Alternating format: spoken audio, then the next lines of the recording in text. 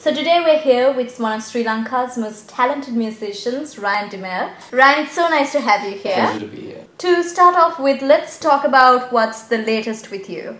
Well, the latest with me, well, about a year ago actually, I joined Voice Print, and I've been with them since, so that's taken up more of my time, and that keeps me really busy in terms of music. But right now I'm also working on a cover project, which is my own as a soloist, which is what I'm doing on the side. I'm recording a couple of covers, and I'll be releasing them individually on my YouTube channel very soon. Right. So you've been singing since you were a child.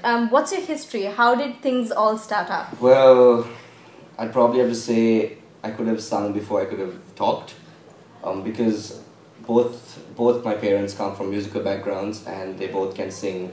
And so I was born and bred in music, and it was fed to me from the time I was a kid, but I always loved it. I was never forced to do it. Then when I was 10, I remember, my mom enrolled me for voice training, and I've been professionally training since then, up to date. So I still train under Mrs. Mary Ann David, as I call her Auntie Mary Ann, because I've pretty much grown up with her, and everything I am today is because of her musically. So that's pretty much my musical background, and well, when you're born with that much music, I guess it's hard to not be into it. So what do you think about your progression from being a solo singer to a group singer? Well, actually, see, when I started singing like professionally, I was a choir singer, so I was a group singer from the small age.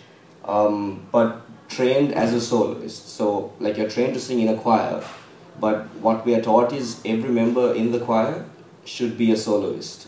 It's not just about being in a choir, right? So I wouldn't actually say there has been a progression, because it's always been a little bit of both, and there's been solo singing, or I'm in the choir, or if I'm in the choir I might do a solo, or when I'm not there I'm doing my own thing. So it has always been a little bit of both. But like going from the classical music side from when I was a kid into the more contemporary acoustic thing now, initially it was a bit hard, because singing classically and singing contemporary is two totally different techniques. And well, at the start it was a bit hard to switch the technical singing side, but then once you get into it, it just gradually flows, and then now I'm able to switch from when I'm singing acoustic to classical, and I can sing classical like acoustic, both ways. What are your inspirations, and how do you think your music affects your personality? Well, my first musical inspiration would have to be my parents, obviously. Then once I started getting into music, like artists that I mainly follow and I like are Michael Bublé, Pharrell Williams, and Chris Brown. Three of the major artists that I really like and that I really follow their music. And so, I mean, judging by those three artists, I have to say, that music pretty much is my personality, like, because the versatility of those three genres, there's jazz, pop, and then R&B. So I guess that is my personality, I could just get into any situation. So you did a cover of Marvin Gaye's Sexual Healing, which was an absolute sensation. What's the story behind the song? Story behind that song is, it's actually funny how like most songs have very deep stories into their origin rather. But this, I was actually practicing for a gig, and I was playing that gig with my friend Joel Fernando. So we were just going through songs, what we could do and what we should do, what we shouldn't, and we came up with this list of songs just by listening, and then so like that we came up with a couple of very popular contemporary songs, and then we came upon these two songs actually, that is Hold Ya by Egyptian and Sexual Healing, which both of us mutually thought, it could work, but it's not the norm. You know, you don't go to a concert, you don't always find people singing stuff like that. It's usually the very mainstream commercial songs. So but we thought, you know, we'd just think out of the box a bit and put our hands into it, and it worked out for us. So that was a good song, because actually, like, that's the song that most people, almost every gig I perform at, it's a norm. I need to play that, like, it's requested. Whereas that was like just a thing we tried out, which turned out really well. Yeah. So you think that music is healing? Oh, definitely. I mean, there's this thing where I say there's some illnesses that doctors couldn't heal, but music can. Because I mean, you know, if even for example, if you're having like a mild case of depression, like not like major depression is an illness, but you know, when you're feeling down, you're feeling lonely, whatever, you don't need to like be on medication or whatever. You just listen to a song that, you know, you feel at that moment, and then sometimes the lyrics of a song could really like hit you, and that could really change your mood, you know, in the snap of a fingers. So yeah. Finally, to our last question, what was the funniest thing that has happened to you before or during a performance?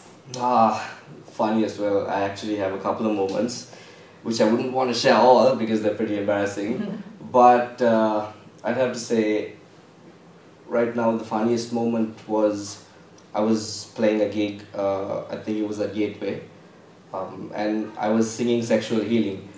And funny how, even though that is also my favorite song, and although I do it all the time, I know it inside out, for some reason I blacked out when it came to the second verse, and I spontaneously rapped my mom's grocery list.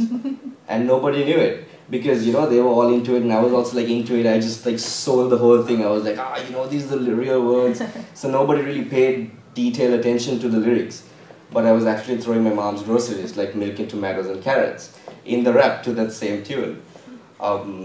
Yeah, and up to date, like, I'll never forget that moment, because it's also part of, you know, being on stage and selling your act, you know, yeah.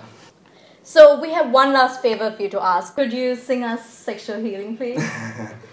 Well, I wouldn't sing the whole song because it's really long, but I'd maybe do just a verse or a chorus. Is that okay with you? That's perfectly fine.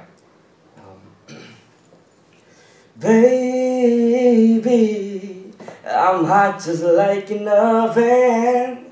I need some loving, and baby, I can hold it much longer. It's getting stronger and stronger. 'Cause when I get that feeling, I want sexual healing, sexual healing. Oh baby, it makes me feel so fine, and helps me read the mind. Sexual healing, baby, is good for us. Sexual healing, darling. That was amazing, Ryan. Thank you so much for being here today. Thank you very much for having me. Pleasure.